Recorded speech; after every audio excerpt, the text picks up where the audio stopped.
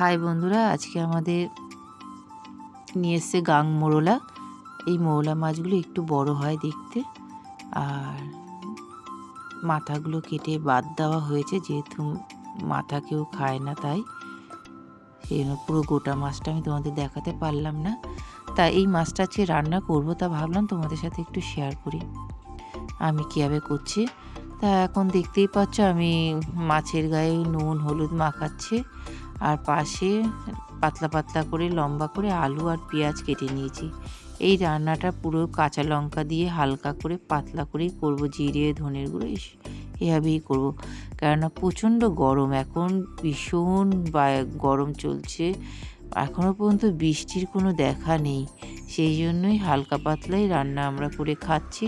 তা ভাবলাম তোমাদেরকে একটু দেখাই কীভাবে আমি করছি। তা দেখো,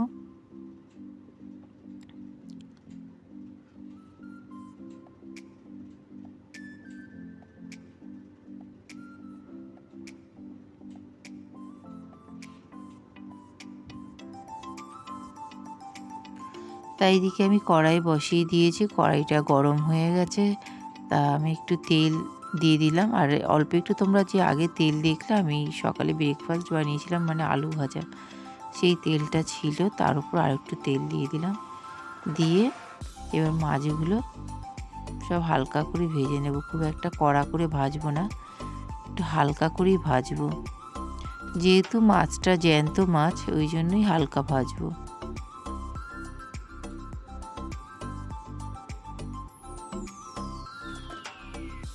মাছ ভাজা হয়ে গেছে আমার, এবার আমি কালো জিরে দিয়ে দিলাম, এবার আলু পেঁয়াজ আর কাঁচা লঙ্কা দিয়ে আমি নাড়ছি, আর অল্প একটু হলুদ দিয়েছি আর একটু নুন দিয়ে দিলাম, কারণ আমি নাড়াচাড়া করেই আমি একটু চাপা দিয়ে রাখবো, আর সেই চাপা দেওয়ার মধ্যেই আমার আলুটা সিদ্ধ হয়ে যাবে।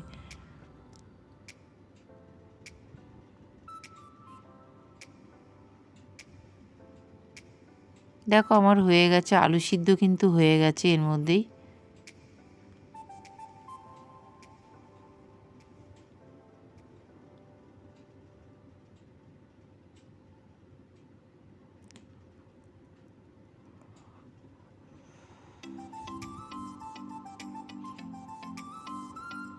আলু দেখেছো সিদ্ধ হয়ে গেছে, সেটাই তোমাদেরকে দেখালাম।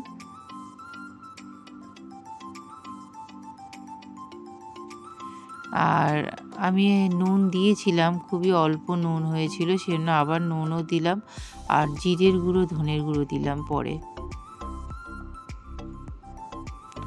এবার আমি জল দিয়ে দিচ্ছি, আবার পরে একটু হলুদ দেব, কেন হলুদটা খুবই কম হয়ে গেছিলো, সেই জন্য পরে আমি আবার হলুদ দেব।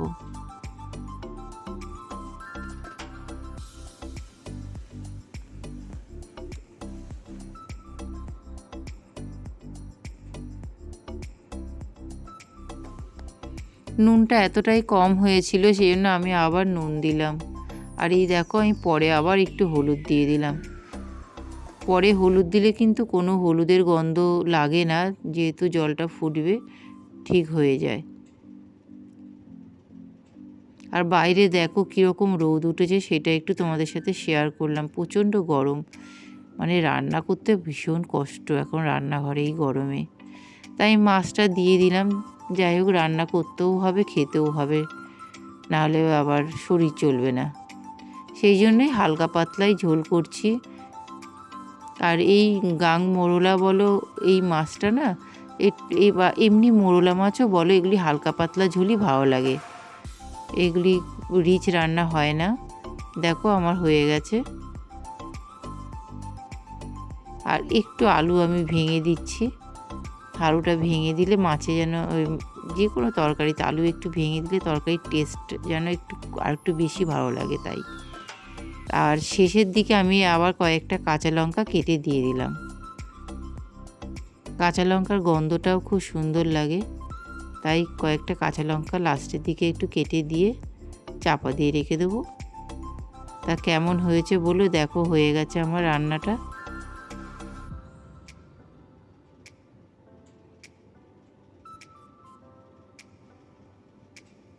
পুরো ফাইনাল লুকটা তোমাদের আমি শেয়ার করলাম, দেখো এরকম হয়েছে দেখতে।